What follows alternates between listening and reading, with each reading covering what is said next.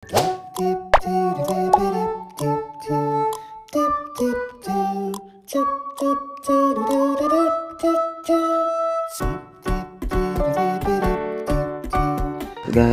dito naman tayo sa ating karugtong ng video na nakuha natin yung trim. Then kukunin naman natin dito yung value ng tank na given natin ay yung sounding lang at saka trim, automatic na siyang lalabas. Yan guys, gumawa muna tayo ng table. Then ito yung dati natin table, binura lang natin na nasa ilalim.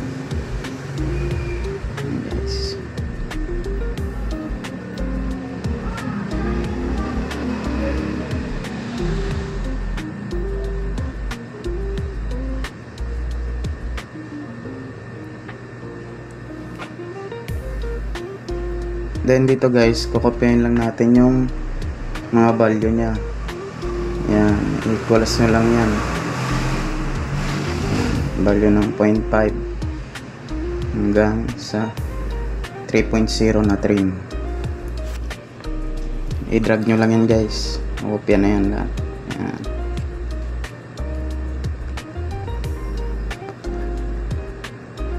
Then dyan guys, gagawin nyo naman, ilalagay nyo yung trim simula kayo sa negative negative 0.5, then kasunod negative 0.49 hanggang doon sa 3.0 by centimeter.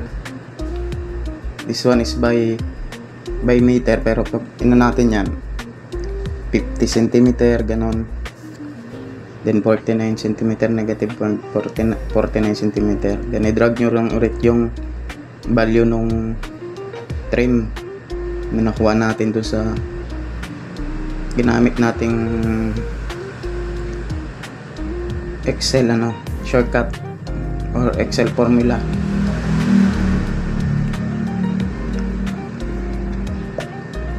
Guys, meron ng yung trim.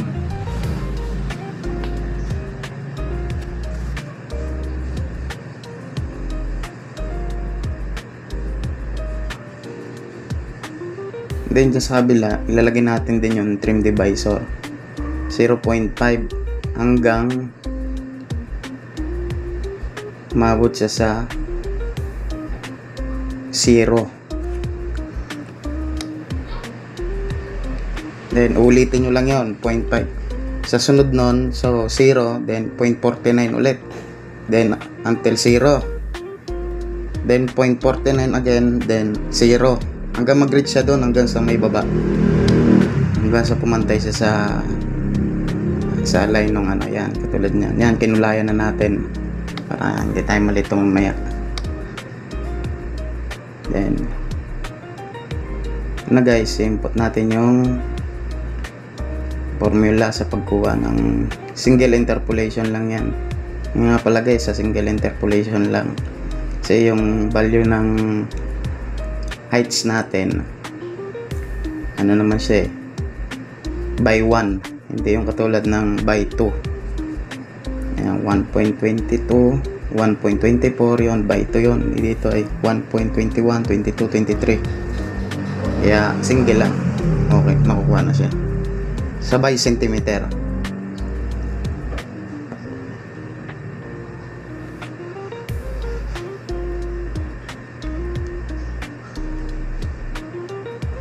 And guys, kung gayahin yung format ng formula dyan sa may effects nya, pwede nyo rin gayahin para madali nyo makuha yung value nya.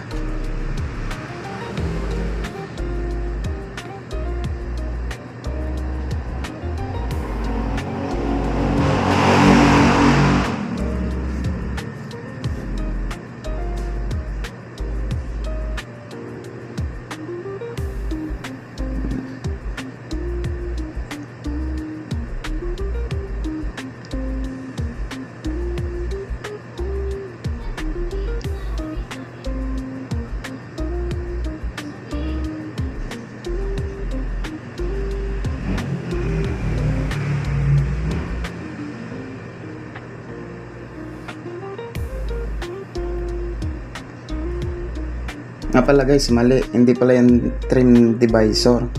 Trim multiplier pala yan. Yung divisor yan yung 5.5. Mali tayo ng ilagay lang.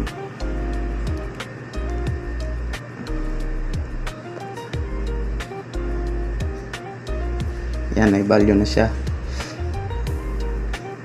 sa 0.5 din. I-drag nyo lang hanggang doon sa may point sa 0. Then yun guys, value ng 0 parehas. Then yan, tapos copy nyo lang. Then dyan babaguhin, may babaguhin ulit kayo dyan sa ano nya, sa formula nya, kasi nasa 0.01 na tayo between 0.01 and 0.5. Yan guys, nilakayan lang natin yung trim para makita natin na maayos. Then pinrest natin para tumapat siya sa baba.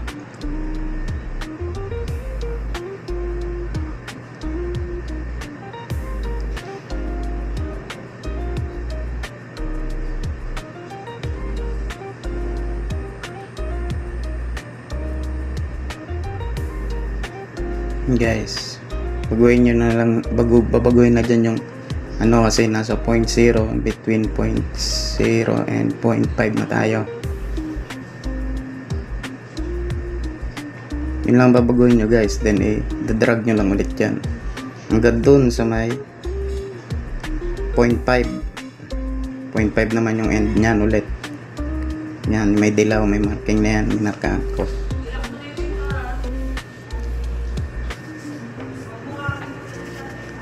Then ito naman guys, between ng 0.51 0.5 then 1.0 meter na trim.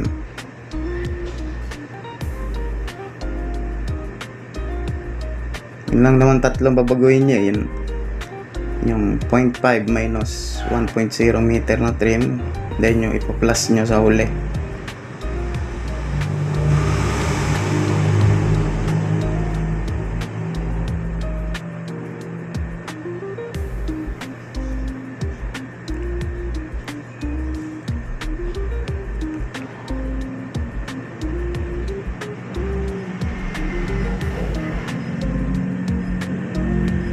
Dyan guys, chinecheck lang natin kung tama.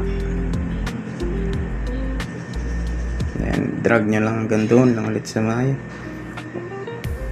next trim nya na 1.0. Ganun lang guys.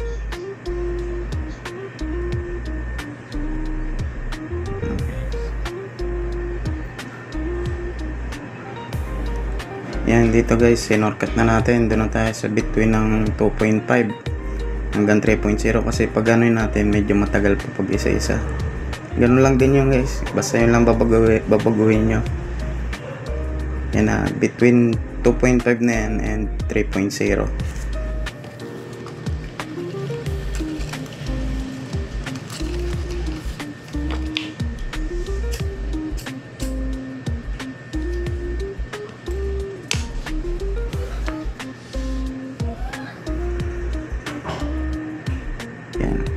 Yan, babaguhin nyo tatlo, then i-drag nyo lang sa baba. Yan. Okay, parehas yung 3.0, parehas silang value. And guys, dyan lagay natin yung trim na sounding table, sa sounding ano nyo, trim nung tank condition.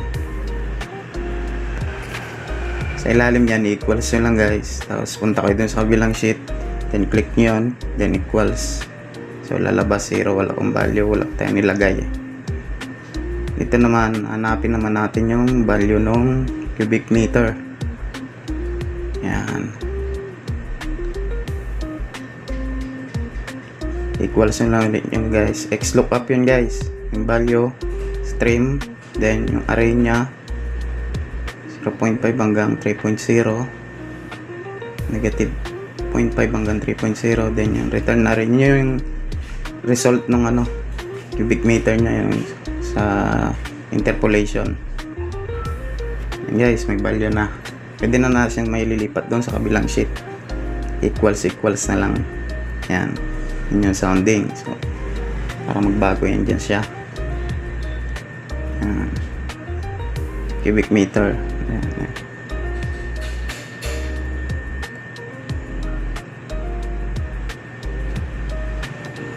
And then guys, yung trim. Pag nilagay mo, 1.23. Magbabago na siya. Automatic na. Sa 0.5 check natin kung tama. Yan, 0.5. Yan, ganun lang guys. Kung ulitin nyo na lang sa ibang tangke. Then, maglagay kayo ng panibagong sheet. Or dito na lang nyo ilagay sa isang sheet na to. I-move nyo lang yung Excel. Or i-hide nyo lang muna para hindi kayo mahirapan. That's all for today, guys. If you have any suggestion, just comment, like and share. Follow. Thanks guys, I hope you enjoy.